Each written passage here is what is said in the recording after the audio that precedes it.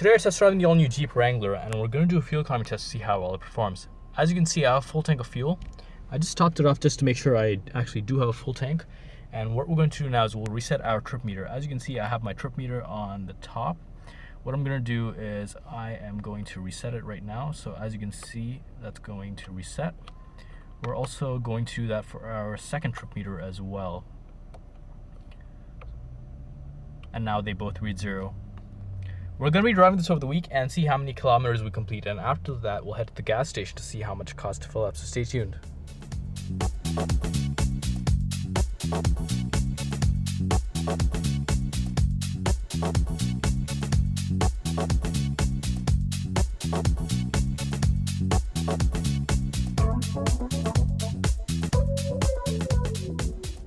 We just spent the week testing the Jeep Wrangler, and we have some numbers here we'd like to share with you.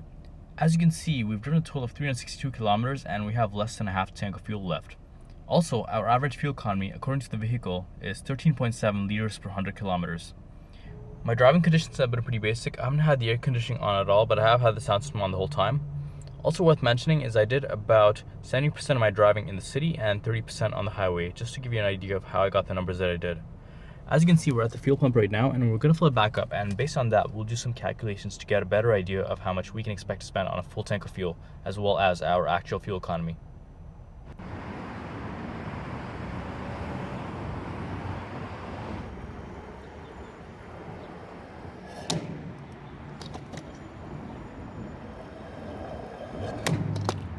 As you can see, I spent $62.44 to fill up 46.9 liters of fuel at a fuel cost of $1.329 per liter.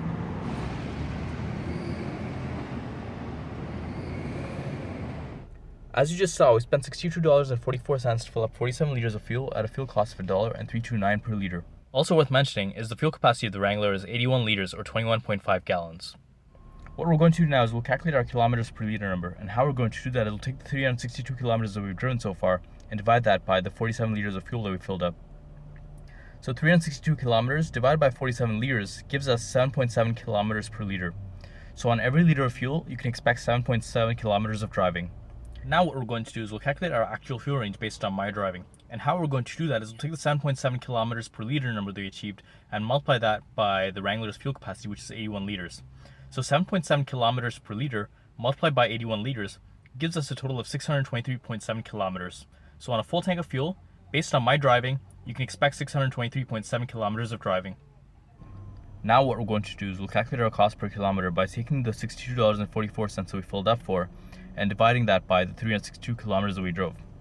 So $62.44 divided by 362 kilometers gives us 17 cents per kilometer. That is at a fuel price of $1.329 per liter.